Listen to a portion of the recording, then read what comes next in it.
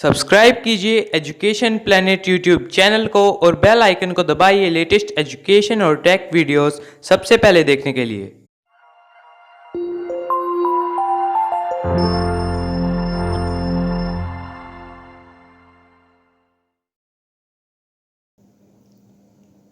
प्रिय विद्यार्थियों, education planet Nohar channel पर आपका स्वागत है और कक्षा 5 पर्यावरण का पाठ 3 कुछ खास हैं हम, ये पाठ आपके सामने मैं लेकर आया हूँ। इस पाठ में बताया गया है ऐसे व्यक्तियों के बारे में जिनमें शारीरिक रूप से कुछ कमी होती है, लेकिन उसके उपरांत भी वो बहुत अच्छी सफलता प्राप्त करते हैं, आगे बढ़ते हैं। इसलिए कहा गया है उन लोगों के बारे में कि वो कुछ खास हैं, और वो स्वयं कह रहे हैं कुछ खास हैं हम, कुछ हम विशेष हैं। हिम्मत के साथ में वो ये कहते हैं। पाठ को प्रारंभ करते हैं। यदि आपकी आंखों पर पट्टी बांध दी जाए और फिर कहा जाए कि अपनी किताब पढ़ो, तो क्या आप पढ़ पाएंगे? आपका उत्तर होगा नहीं, क्योंकि आंखों पर पट्टी बांधने के बाद में आपको दिखाई नहीं देगा पुस्तक में क्या लिखा हुआ है, आप नहीं पढ़ पाएंगी। लेकिन दुनिया में ऐसे बहुत से लोग हैं जो देख नहीं पाते लेकिन पढ़ाई कर लेते हैं। हेलन केलर भी आँखों से देख नहीं सकती थी, लेकिन एक लेखिका के रूप में वो जानी जाती है।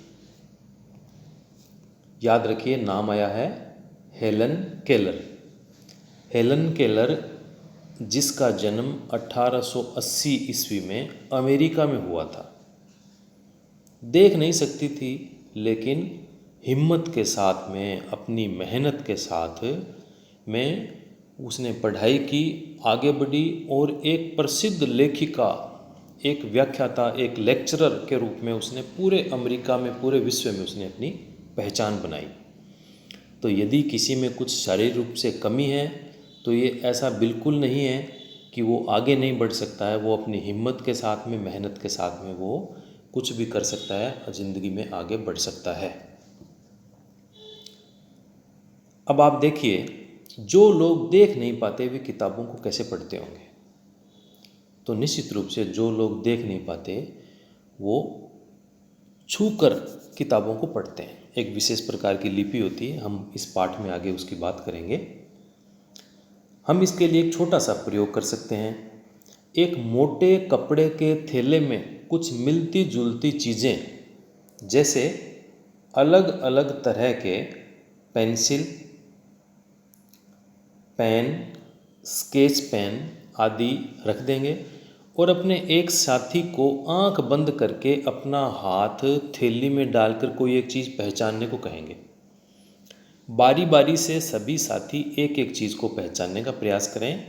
एक यह छोटा सा खेल है, आप अपनी कक्षा में, अपने घर में इसको खेल सकते हैं। एक आप थैला लीजिए और उसमें आपने पेन डाल दिया, पेंसिल डाल दिया, स्केच पेन डाल दिया, ऐसे सामान आपने डाल दिया और आपका साथी आंखें बंद करके थैले में हाथ डालेगा और छू कर पता लगाएगा कि वो पेन है, पेंसिल है या स्केच पेन है।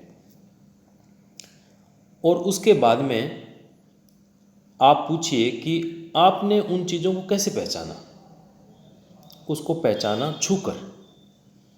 छूकर आपने पहचाना। हमारे वे साथी जो देख नहीं पाते वे एक विशेष प्रकार की लिपि की सहायता से छूकर वर्णों को पहचानते हैं। तो जो साथी देख नहीं पाते एक विशेष प्रकार की लिपि की सहायता से अक्षरों को, वर्णों को छूकर पहचानते हैं और इस लिपि का नाम है ब्रेल लिपि। नाम है इसका ब्रेल लिपि। हम हिंदी में जो अक्षर लिखते हैं वो हमारी देवनागरी लिपि है, और जो अक्षर खुदे हुए होते हैं और ऐसे छू कर उनको पता लगाते हैं, जो जिन लोगों को देखने की समस्या है, जो देख नहीं पाते, उन लोगों के लिए ब्रेल लिपि काम में ली जाती है। अब हम जानकारी करते हैं ब्रेल लिपि क्या है, कैसे उसमें अक्षर लिखे जाते हैं। अब देखिए आप, ये ब्रेल लिपि के संकेत आपको दिखाए गए हैं। ब्रेल लिपि मुख्यतः काम करती है, इसमें 6 इसमें छेद होते हैं और किस छेद को कहाँ उसमें हम छेद उसको करेंगे तो ऐसे छू कर हम पता लगा सकते हैं छेद ऊपर की तरफ है, नीचे की तरफ है। अब ए से लेकर जेड तक इसके छेद बताए गए हैं कि ए का मतलब कहाँ छेद होगा। अब देखिए ए का मतलब है कि जो इस तरफ का ऊपर का जो छेद है बाईं ओर का, वह छेद ए के लिए होगा। ए के लिए यहाँ पर ये बाईं ओर का एक छेद है, बी के लिए बाईं ओर की 2 लाइनों के छेद हैं, सी के लिए ऊपर की लाइन के 2 छेद हैं, डी के लिए 2 ऊपर के और 1 नीचे के। इस प्रकार से ब्रेल लिपि के आप सारे छेद याद कर सकते हैं कि कहाँ छेद करेंगे तो एम बनेगा, कहाँ जे बनेगा, कहाँ पर जेड बनेगा। इस प्रकार का याद करने के बाद में आप फिर छू कर पता लगा सकते हैं कि ये बाईं ओर ए की छेद है, इसका मतलब ये ए अक्षर है, और अगर ऊपर की तरफ 2 छेद हैं तो वो सी अक्षर हैं, और ऐसे ऊपर से नीचे बाईं ओर 2 छेद हैं फिर वो बी अक्षर हैं। तो ये ब्रेल लिपि के इस प्रकार से संकेत हैं। अब ब्रेल लिपि में हर अक्षर जैसे ए बी सी जेड तक इसके लिए विशेष उभरे हुए संकेत होते हैं। चित्र में आपने इनको देखा। इस लिपि में 6 बिंदुओं से सभी वर्णों की आकृतियों का निर्माण किया जाता है। 6 बिंदु होते हैं और उसमें सभी आकृतियों का निर्माण इससे हो जाता है। अब इसमें आपको 2 संकेत इसमें आपको दिखाई दे गए हैं, 2 चित्र दिखाई दे रहे हैं। पहला है एक प्रकार का आपको एक पिन लगा हुआ ये उपकरण दिखाई दे रहा है जिसका नाम है स्टाइलस। जिस उपकरण के आगे पिन लगी हुई है और जिससे हम छेद में गड़ाकर वो निशान बनाते हैं, तो इस उपकरण का नाम कहलाता है स्टाइलस। और ये कागज़ के ऊपर बनाए जाते हैं। छेद किस पे बनाए जाते हैं? कागज़ के ऊपर। तो छेद बनाने के लिए जो स्केल है उस स्केल को काम में लेते हैं। तो ये हमारे सामने स्केल है। अब ये स्केल के ये इसमें छेद हैं। इन छेद पर इस स्टाइलस की सहायता से हम छेद करके, अब छेद कहाँ करेंगे, ये इस प्रकार से 6 है और अगर हमने यहाँ छेद कर दिया तो ए अक्षर बन जाएगा, और अगर हमने यहाँ ऊपर दोनों तरफ कर दिया तो ये सी बन जाएगा। ऐसे आप पूरे अक्षर आपको संकेत याद हो जाते हैं तो आप स्टाइलस और स्केल की सहायता से आप भी ब्रेल लिपि लिख सकते हैं। तो जो लोग अंधे होते हैं, जिनको दिखाई नहीं देता, आंखें जिनकी खराब होती है, उन लोगों के लिए यह ब्रेल लिपि काम में ली जाती है। और हमने इससे पहले भी चर्चा की थी कि ऐसे लोग जिनको कोई विशेष परेशानी होती है शारीरिक रूप से, उनके प्रति हमें सहायता करनी चाहिए, उनके प्रति हमें बहुत अच्छा व्यवहार करना चाहिए, उनको आगे बढ़ाने में हमें उनकी हेल्प करनी चाहिए। तो एक लकड़ी की स्लेट पर एक मोटा कागज़ रखा जाता है और उस पर एक विशेष प्रकार का स्केल होता है जिस पर 6 बिंदु, जैसे हमने स्केल में भी देखे थे, उनका समूह लाइन से बना होता है। कागज़ पर नुकीली कलम से जो अक्षर लिखना है उसके अनुसार बिंदु पर छेद कर दिया जाता है। जैसे यदि अंग्रेजी भाषा का ए वर्ण लिखना है तो बिंदु 1 पर नुकीली कलम से छेद किया जाता है। इस नुकीली कलम को कहा जाता है स्टाइलस। चित्र हमने भी देखा था। कागज़ पर छेद करने के बाद उसे पलट देते हैं और कागज़ के इस तरफ अंगुली फेरने से उभरे हुए बिंदु में महसूस होते हैं। इन उभरे हुए छेदों को अंगुली से छूकर पहचाना जाता है कि क्या लिखा हुआ है। हमने जैसे जितना लिखना है हमने पूरा लिख दिया, तो उसके बाद में कागज़ को हम पलट देंगे। तो जब कागज़ को पलट देंगे तो जहाँ छेद किए हैं वो हमें अक्षर हाथ से छूने पे उभरे हुए दिखाई देते हैं, और वहीं से हम पहचान करते हैं कि कौन सा अक्षर है, और उस अक्षर को पहचान करके उन सारे अक्षरों को जोड़कर हम शब्द बना लेते हैं, और इस प्रकार से है इसमें पढ़ा जाता है। अब आप नीचे देखिए, ब्रेल लिपि में इंडिया लिखा गया है, और आप भी ब्रेल लिपि के चार्ट से अपना नाम ब्रेल लिपि में लिख सकते हैं। अब इंडिया लिखने के लिए हमने ये आई को हमने चुना है, तो ये हमने ये एक तो यहाँ और एक यहाँ हमने 2 निशान बना दिए। एन के लिए हमने ये 2 निशान यहाँ, एक यहाँ और एक यहाँ बनाया। डी के लिए 2 ऊपर एक नीचे, आई के लिए इस प्रकार से आमने सामने, और ए के लिए सबसे पहले बाईं ओर। तो ऐसे हमने संकेत बना दिए और कागज़ को पलट के हम देखेंगे तो फिर INDIA हम हाथ से छू कर उसको पहचान सकते हैं और हम शब्द पढ़ लेंगे इंडिया। तो इस प्रकार से आप अपने नाम के जो अक्षर हैं उसके हिसाब से आप छेद कीजिए, ब्रेल लिपि में आप अपना नाम लिखने का अभ्यास कीजिए। अब ब्रेल लिपि किस प्रकार से प्रारंभ हुई थी, इसकी हम एक कहानी है छोटी सी, इसको पढ़ लेते हैं हम। तो लुई ब्रेल नाम के व्यक्ति थे जो फ्रांस में रहते थे। यूरोप का एक देश है फ्रांस, जिसकी राजधानी पेरिस है। एक बार खेलते समय बालक लुई ब्रेल को उनके पिता की कार्यशाला में आंखों में चोट लग गई। इससे उनकी आंखों की रोशनी चली गई और लुई ब्रेल एक मेधावी छात्र थे, बहुत होशियार छात्र थे, पढ़ने में बहुत होशियार थे, बुद्धिमान थे। तो लुई ब्रेल को विशेष तरीके से अध्ययन कराया जा रहा था।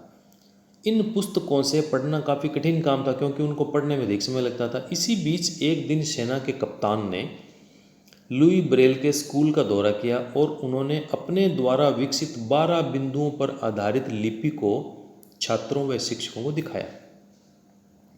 लुई ब्रेल इस लिपि से बहुत प्रभावित हुए और उन्होंने प्रयास करके 12 बिंदुओं से लिखने के तरीके को 6 बिंदुओं वाले तरीके में बदल दिया और इनके द्वारा जो तैयार लिपि हुई उसको ब्रेल लिपि का नाम दिया गया।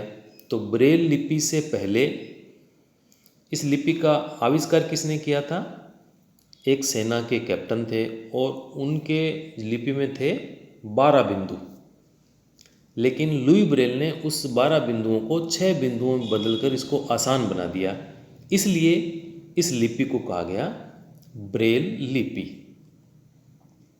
अब आपने जाना कि जो देख नहीं सकते वे किस प्रकार से पढ़ते लिखते हैं, लेकिन आपने ऐसे लोगों को भी देखा होगा जो बोल व सुन नहीं सकते। ये लोग हाथों के इशारों से बातों को समझते हुए समझाते हैं। अब देखिए इशारों से बातें कैसे समझ में आती है।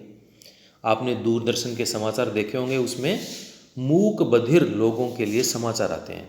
तो उसमें कोई आवाज़ उन मूक बधिर लोगों के लिए नहीं आते, वो इशारे करके संकेत करके वो बताते हैं।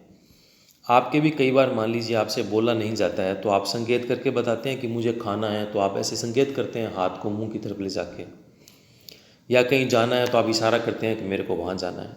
तो इस प्रकार से इशारों के द्वारा इन बातों को समझाया जाता है। अब देखिए आप किस प्रकार से होता है। आप एक छोटा प्रयोग कर सकते हैं। कक्षा को 2 समूह में बांट लीजिए। अब जो एक समूह है उसमें एक साथी बिना बोले केवल हाथ के इशारे से निर्देश देगा, जैसे खड़े हो जाओ, इधर आओ, किताब खोलो, अपना टिफ़िन खोलो। दूसरे समूह के साथी इशारों से दिए निर्देश के अनुसार समझकर अपना काम करेंगे। जिस प्रकार इशारों से आप निर्देश समझ पाएँ, उसी प्रकार जो लोग बोल व सुन नहीं सकते उनके लिए एक सांकेतिक भाषा का उपयोग किया जाता है। अब एक नीचे एक सांकेतिक भाषा के चित्र दिए हुए हैं और इन्हें देखकर कक्षा में बिना बोले साथियों को समझाने की कोशिश कीजिए। आप भी शब्द उसमें पूछ सकते हैं। अब देखिए एक सांकेतिक भाषा में बताया गया है कि आपको ए के लिए कौन सा संकेत बनाना है, बी के लिए कौन सा बनाना है, सी के लिए, डी के लिए, ऐसे जेड तक इसमें संकेत बनाए हुए हैं। और आप इस प्रकार संकेत बनाकर आप एप्पल, बॉय, गर्ल, बैग, कुछ भी आप संकेत के माध्यम से बना सकते हैं। और सामने वाला संकेत यदि याद है उसको, तो वो बिना आपकी आवाज़ सुने ही आप क्या कह रहे हो वो यह समझ जाएगा। यदि आपकी कक्षा में इस तरह के कोई साथी हो जो देख बोल नहीं सकते या चल फिर नहीं सकते, तो आप उसकी किस किस प्रकार से मदद करेंगे? यदि इस प्रकार के साथी हैं जो बोल नहीं सकते या चलने में दिक्कत है उनको, तो आप उसका हाथ पकड़कर उसको लेके जा सकते हैं, उनकी मदद करेंगे। अगर वो बोल नहीं सकते, सुन नहीं सकते, तो फिर इशारों के द्वारा हम उनकी बात को समझने का प्रयास करेंगे। थोड़ा मुश्किल होता है, आपको कई बार गुस्सा भी आ सकता है, लेकिन गुस्सा नहीं करना चाहिए। ध्यान से उसकी बात को समझ के उसकी सहायता करनी चाहिए। यदि आपके आसपास के विशेष आवश्यकता वाले बच्चे पढ़ने नहीं आते हैं तो उन्हें प्रेरित करके अपने साथ उनको पढ़ने के लिए लाइए। इस प्रकार के बच्चे होते हैं, उनको लगता है कि हम कैसे पढ़ेंगे, तो ऐसा प्रयास करके उनको लाना चाहिए। आपने देखा होगा आपके विद्यालय का जो मुख्य दरवाज़ा है उसके पास में एक रैंप बना हुआ होता है। वो रैंप इसी प्रकार के विशेष आवश्यकता वाले बच्चों के लिए होता है कि वो अपनी जो ट्राईसाइकिल है उसको लेकर वो उसमें आ सकते हैं।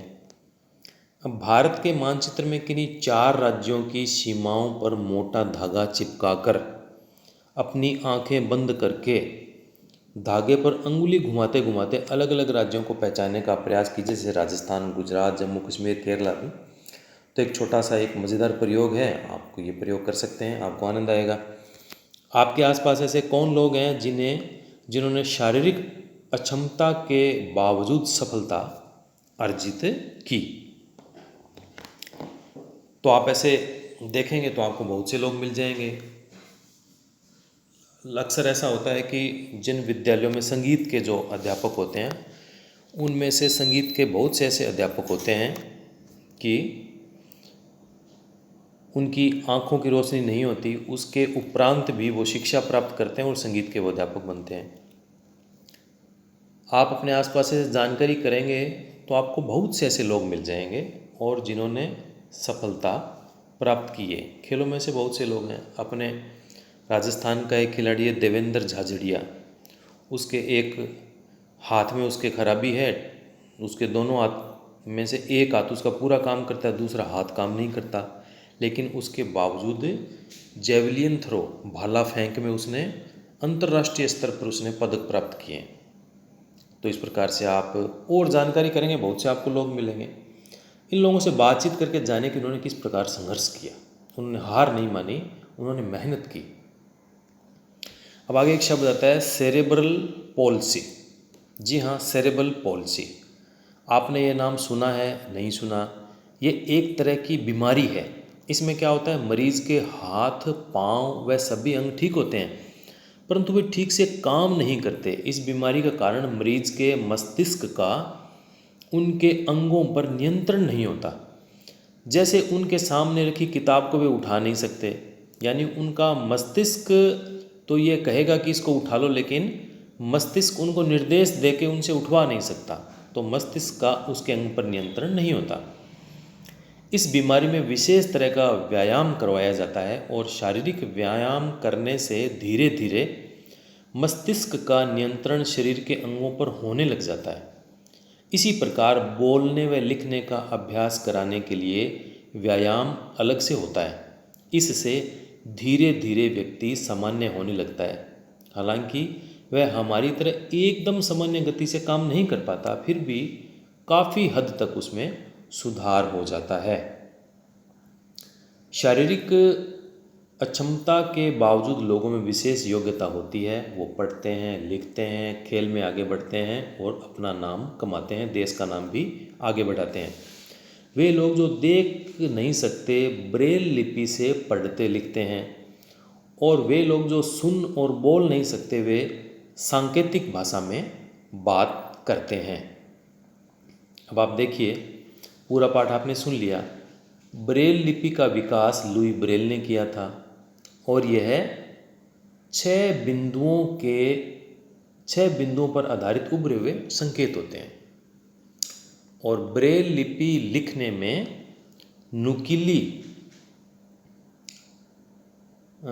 नुकीली धातु से छेद करने में उसको काम में लिया जाता है, और जो नुकीली कलम होती है उसको हम स्टाइलस कहते हैं। अब आपके आसपास कोई विशेष योग्य जन है तो आप उससे बातचीत करके पता कीजिए कि उन्हें कौन कौन से कार्य करने में उन्हें निपुणता है। आप उनसे बातचीत करेंगे तो आपको पता लग जाएगा।